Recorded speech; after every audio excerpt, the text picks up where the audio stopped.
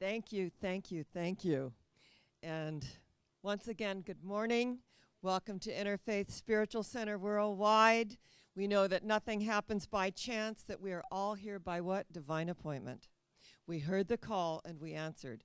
I greet our viewing audience knowing that you tuned in at this moment for your divine appointment. We're going to talk about transformation through the heart. Our theme for the month is the science of living. Our daily life is our temple and our religion. We believe in our way of life that this absolutely is, our God is all inclusive, moving beyond color, race, creed, and sexual orientation. Our God is a God of oneness. We came in knowing this. We absolutely, as little children, never saw differences, only our oneness. And as we grew and we unfold, some of us kept that close to us and embraced that. Others learned other habit patterns. So it's always good when we come into metaphysics to acknowledge that, yes, there is a power for good in the universe greater than we are. We can use it.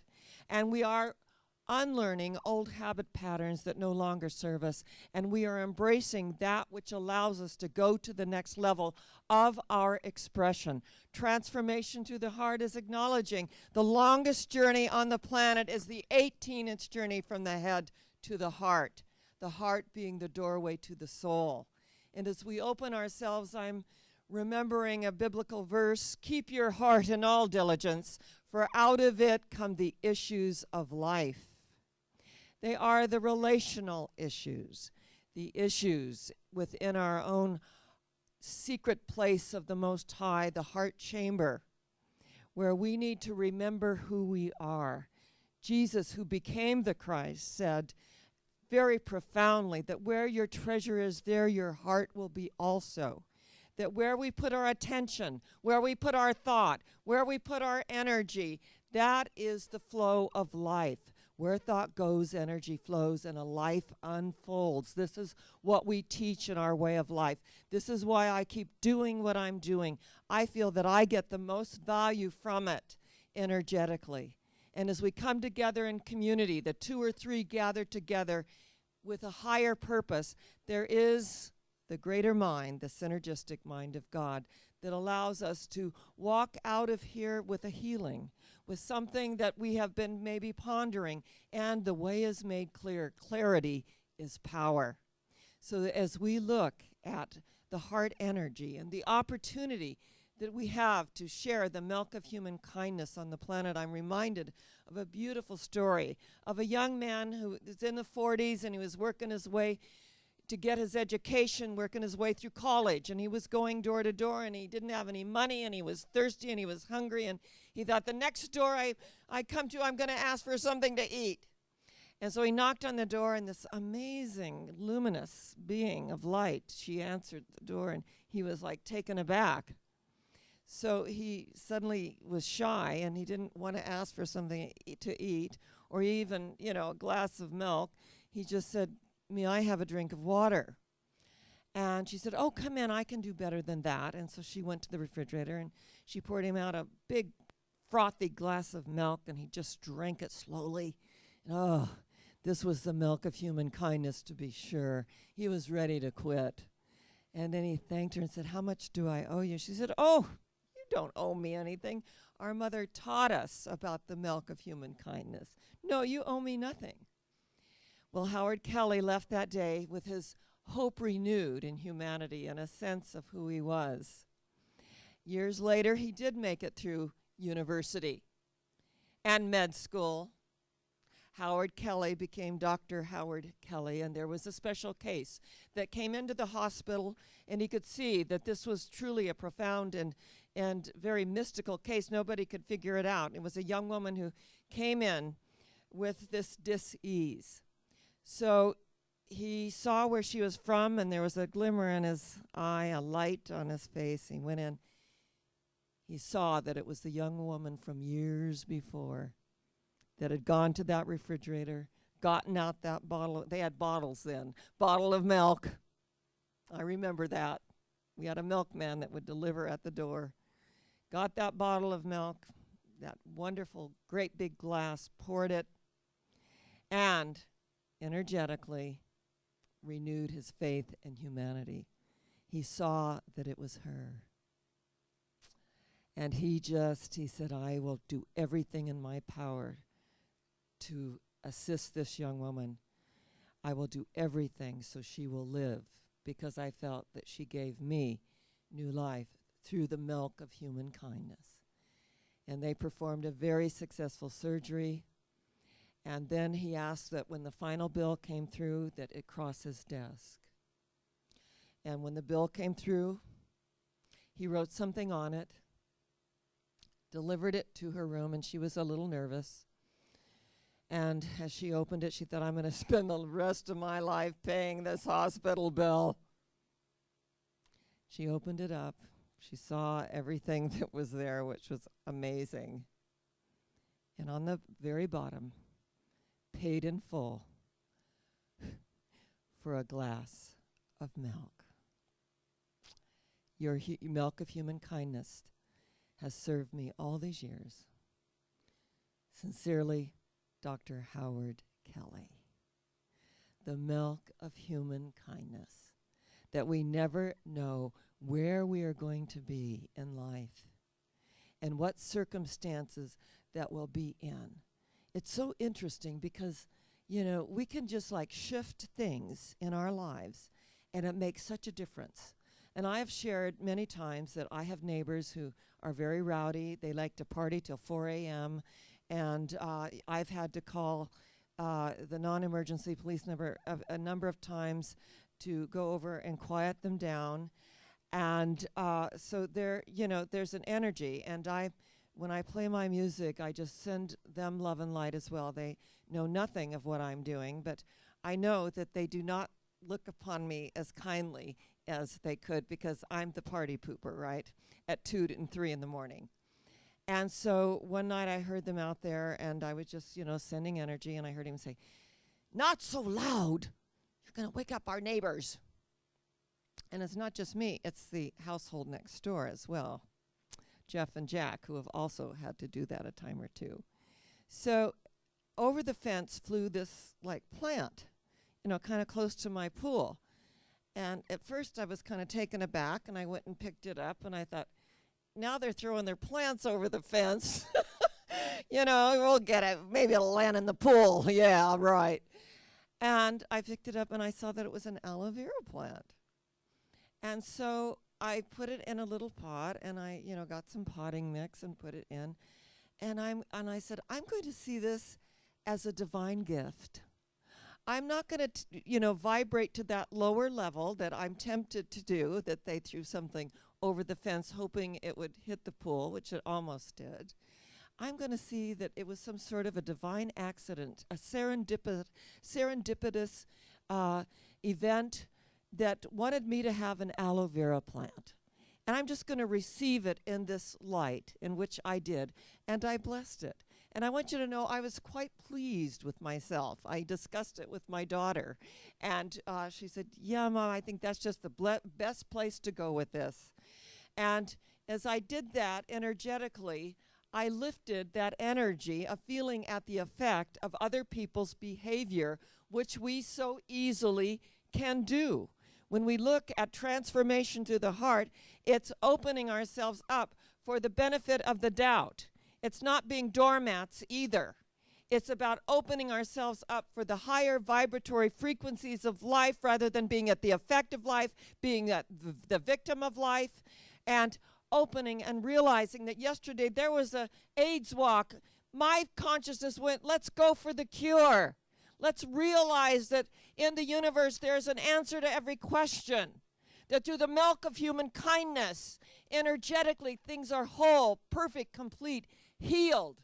They can be as broken as can be, but out of that breakdown, I believe that there is a breakthrough. What do you think? Is there a breakthrough? Absolutely. Do things fall apart so they can fall together at a higher level? Yes, they do. We've seen it happen in our own lives. They fall completely apart. You think, how can it get any worse? And the universe says, oh, another opportunity. Yes, watch this. So we don't go there. Dr. Ernest Holmes, who wrote the Science of Mind textbook, said, when things look the worst is the best time to do spiritual treatment. It is the most amazing time. I always think, well, they can only go one place, and that's up, right? They can only go up.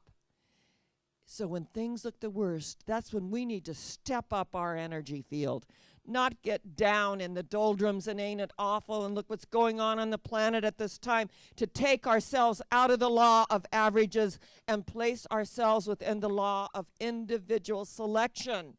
Helen Keller, at 18 months old, had this disease that left her deaf and mute. And when she was asked about it, she said, I chose this. And she signed, I chose this. So the blind could see and the deaf could hear.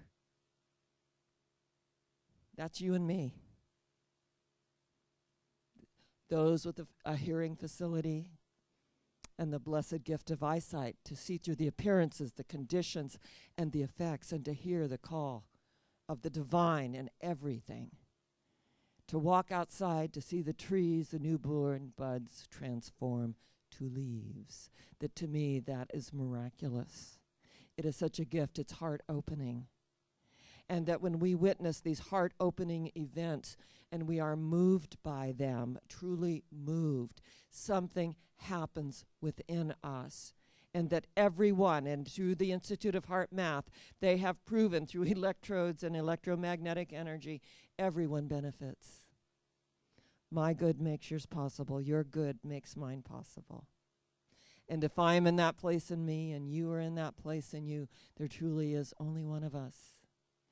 And speaking of Helen Keller, this is a documentary that was done on a woman who had a child, and she wrote a story about having her newborn baby in her arms, and as she lifted the blanket over his precious little head, she saw that he had no earlobes, and she said, oh my gosh, what happened? And the doctor was looking out the window of the hospital, and he said, he was born without earlobes, but we've checked his hearing, and he can hear perfectly.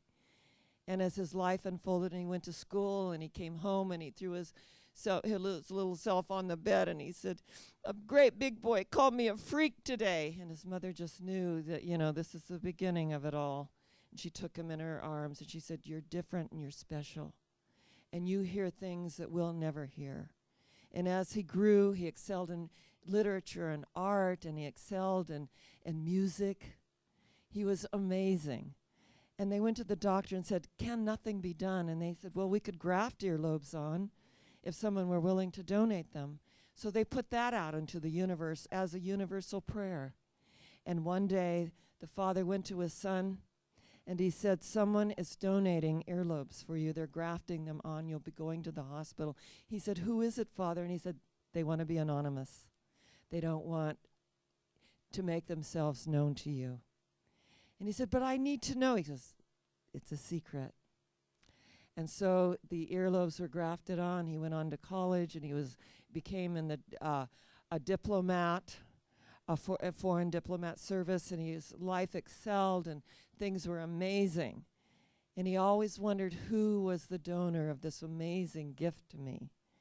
And then as time went on, his mother passed, and they were together, his father, and he said, son, I think it's time to tell you who donated those earlobes. And he took this thick red hair of his mother and pushed it over her ears, and he could see that she did not have her earlobes. And she had a little note saying, it's a good thing I never got my hair cut, because we could keep our secret till the end, which I know is a new beginning. The milk of human kindness that allows us to have ears that hear, that have eyes that see, that ears that hear those things in the universe that allow us to move to the next level, to realize that there is a power for good in the universe greater than we are, and that we can transmute the energies of things flying over the fence even, and plant them and watch them grow and unfold in amazing ways if we'll just make that little shift in consciousness. If we'll just allow ourselves the opportunity that we have, because we are here at a most profound time. And it was the full moon over the weekend. And I took my little moonstones that I gave out for Wednesday Night Live when I did the Oracle of the Sacred Runes. And we energized them. And we each went around the table saying what we wished for energetically and opening our hearts. When you wish right upon a star, makes no difference who you are, that we are collectively part of the human family that moves beyond color, race, creed, sexual orientation, and anything that's there that we consider differences, there aren't. We're gathered through our similarities. We're part of the human family. The very blood that courses through our veins courses through every great avatar, seer, and sage of the age. Indira Gandhi said, if I die today, every drop of my blood will invigorate the nation. She knew so clearly what her mission was, what she had to do, that her husband said, my life is my message. And when we get it, that our life is our message, then we begin to think before we react outside of ourselves. We begin to feel part of that human family, to go for the cure of whatever it is in our society. And I call it a collective wound, because I feel there are certain diseases that have come about so that we would learn how to love unconditionally. And when we learn to love unconditionally, not that we're going to agree with everybody, but recognize that there is an acceptance, because that place in you is also within me. And as we connect in that energy field, as we connect heart to heart, and if you ever hug, especially if you ever hug Alice, she's, oh no, we have to hug heart to heart, because that's the heart energy beating. I like to do both sides. I like to be in total balance with our hugging. But we know that hugging, what? It strengthens the immune system. And that laughter is an instant vacation. That through laughter and humor, yes, the endorphins are activated. And we become healthier beings in the world, especially to laugh at ourselves, the human foibles, the human condition, to recognize that we're not going to be tricked into looking at the lower vibratory frequencies, as our speaker at Wednesday Night Live, Reverend Van Meter, stated. He said, it's a trick or a treatment. I choose the treatment. I choose to go with the energy, the flow, the opportunity for growth. I choose to give something back. George Bernard Shaw said, life is no brief candle for me. He said, I recognize my purpose as a mighty one. And as I hold on to this torch, I'm going to let it burn as brightly as I can before passing it on to future generations. That life is no brief candle for us. It is rather a splendid torch that we have a hold of just for the moment. And we're going to let it burn as brightly as we can before passing it on to future generations. This is our moment. This is our moment. And as we embrace it and we move with it, the universe moves with us as well. Where your heart is, there your treasure will be also.